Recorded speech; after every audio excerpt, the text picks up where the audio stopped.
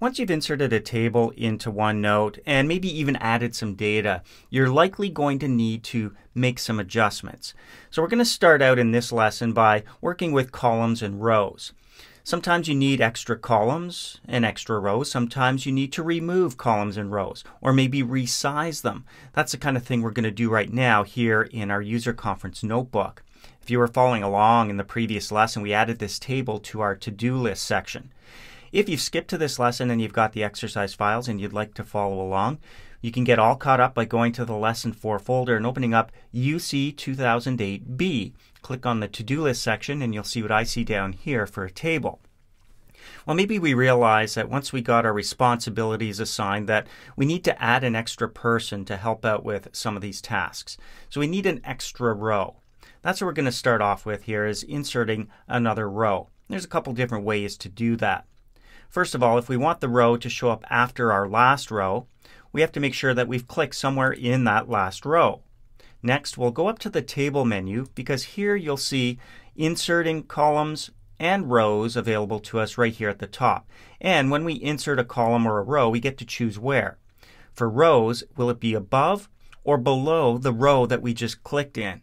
If it's below, we just click on Insert Rows Below, or notice that we've got a keyboard shortcut, which is Control-Enter. So I'm going to click on Insert Rows Below. You can see I've got a brand new row down here, and these little blue markers you see indicate that the row is selected.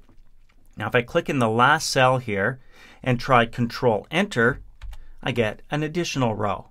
Very easy stuff. So as you're typing away, you realize that you need an extra row. Control-Enter is a very fast way to get that new row. I'm going to click here under Sam and add a new name. Do Paula.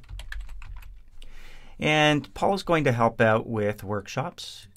I'm going to put in my X there, my marker.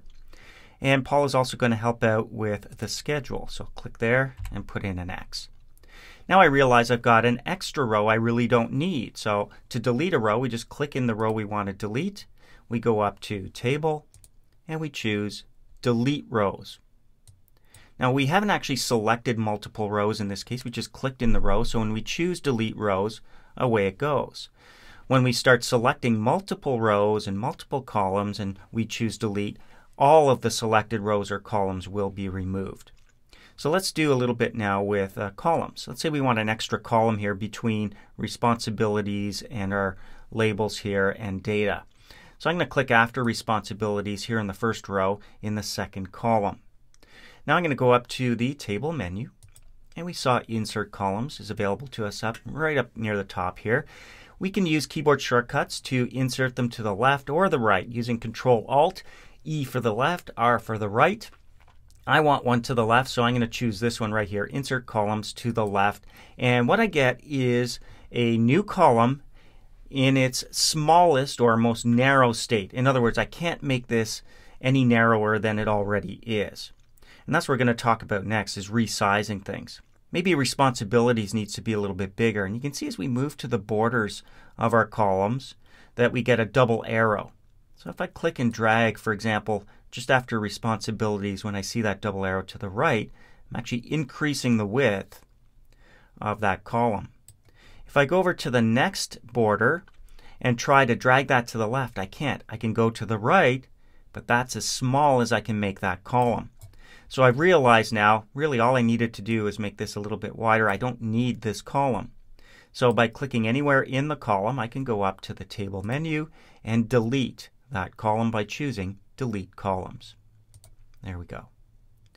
Now watch what happens when I go across the top here. I'm going to click and drag across and down. You can see I'm actually selecting the contents. You see them get highlighted. If I want to select columns, I can click and drag across just by clicking and dragging. I see some highlighting there. If I go up to the table menu and down to Select Columns, you can see that everything in those columns is now selected below what I clicked and dragged over. So I just clicked and dragged from here across. By going up to the table menu, I've been able now to select all of the columns.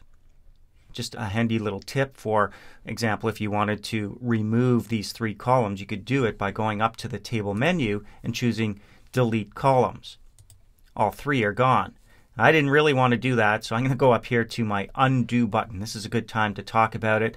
Control Z is a keyboard shortcut in almost every application for undo. Give that a click to get those 3 columns back. Perfect. All right, so let's just adjust the width so that they're very similar to one another.